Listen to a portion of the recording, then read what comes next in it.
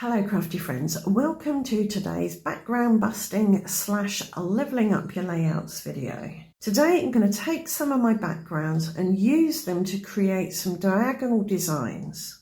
Diagonal designs are really pleasing to the eye, something to do with the visual triangle I think, because a slanting straight line brings to mind that triangular shape.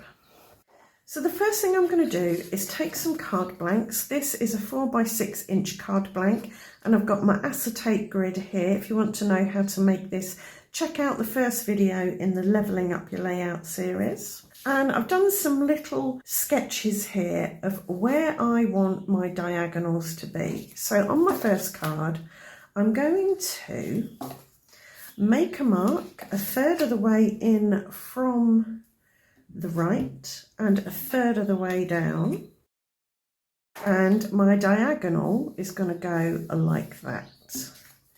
So to create pleasing diagonals on your card, draw a line between points on the edges of your rule of thirds grid. And as I said, this works with any size, any shape card, and these on this handout here are just a few examples. There are lots more diagonals to create. So this one is going to go from this point here down to this point here.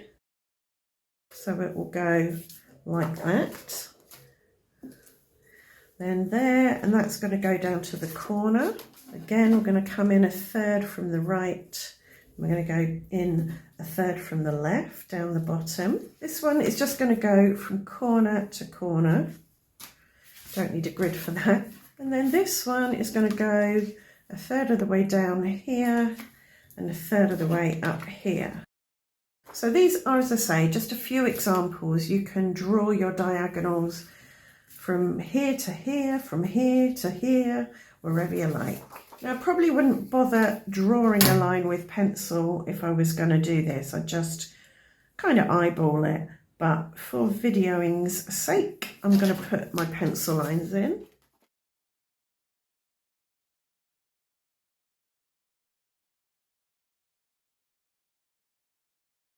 So I've selected some smushy backgrounds from my pile of backgrounds and I'm going to use them on my card.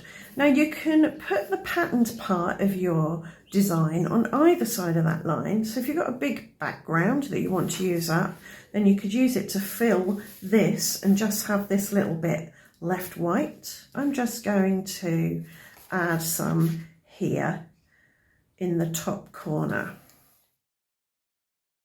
So I put some glue there and I want to select a nice dramatic piece and I'll put it on there like that, and I'm going to leave that to dry before I try and snip it off because it'll probably slip around if I do try cutting it too quickly. I could cover the bottom half or the top half. I think on this one I'm going to go for the bottom half.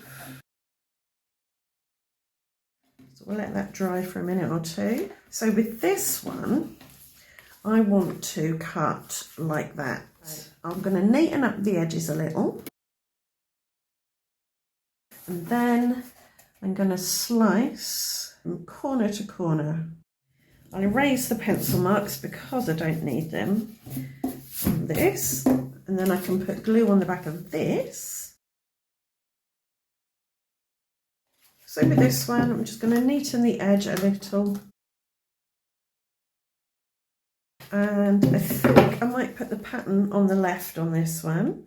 And I can just make a mark there, make a mark there. So you could get two for the price of one with this kind of technique, because you could use this bit on one card and this bit on another card.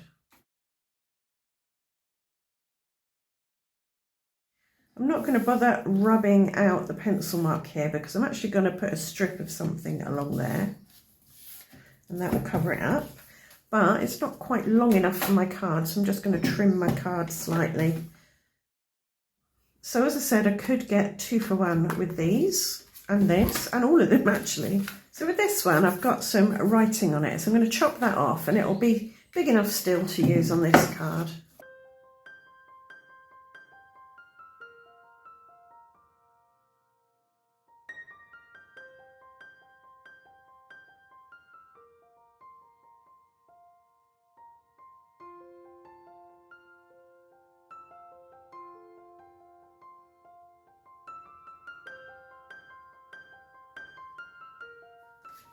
So as I said, I'm just going to put a strip of something along the edge of my background piece. I just think it edges it nicely.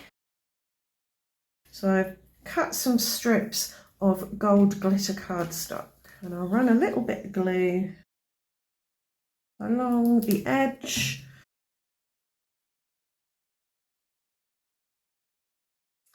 Now I just need to snip off the overhanging bits. Okay, I'm really pleased with these. I do like the strip of elegance I think the gold glitter adds. What I'm going to do now is die cut some things to place on these foundations and then I'll come back to you. So I've decided to use these circular sentiment stamps and I've stamped them in black ink on white card and cut them out with a stitched circle die.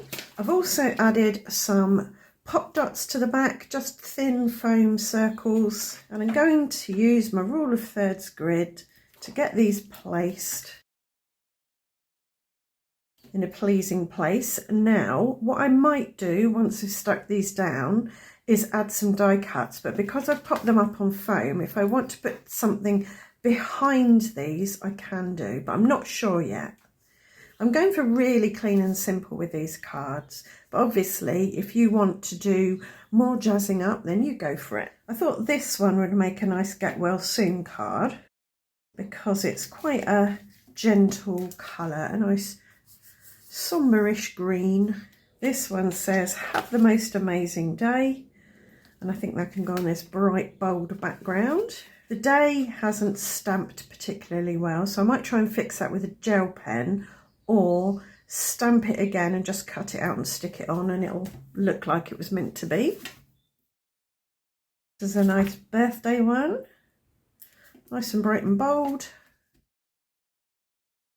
I've placed the sentiment on that intersection of the thirds, so it's on that sweet spot and it's overlapping slightly. Because there's only a little bit of colour here, I don't want to cover that up too much. I thought this one, on your special day, might make a nice wedding card.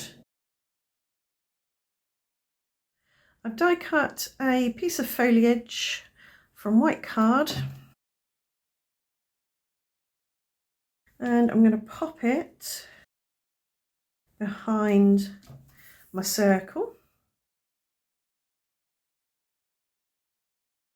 I don't want to add any die cuts to the rest. I think just a variety of Nuvo drops. So I've got a white one here, just going down in a line, slightly wonky, but it's a handmade card, so wonkiness is most definitely allowed. This I believe was made with either Distress Oxides or Catherine Pooler inks. I think it was Distress Oxides. So these white dots may absorb some of the colour and tint the colour of the ink that they absorb. So I'll take a photo of them when they're dry so you can see if they change colour. For this one, I'm going to do some pale gold Nuvo drops. 1, 2, 3, and then a gap. So I've put the gold drops on the white instead of the colour this time, just for a change. And now I've got some Gold Coast glitter drops. Again, I'm gonna put them on the white because I like the teal smushiness the way it is. It almost looks like clouds to me. So a row of gold glitter dots. And I know I've got gold on here, but I'm thinking copper dots. I don't have a problem with mixing metallics. I think that's absolutely fine. If you want to perfect your Nuvo drop technique, I do have a video all about that, and I've also got a 20 ways, I think it is, to use Nuvo drops. So I'll leave links to those 2 videos down in this video's description. Just click the bit where it says ...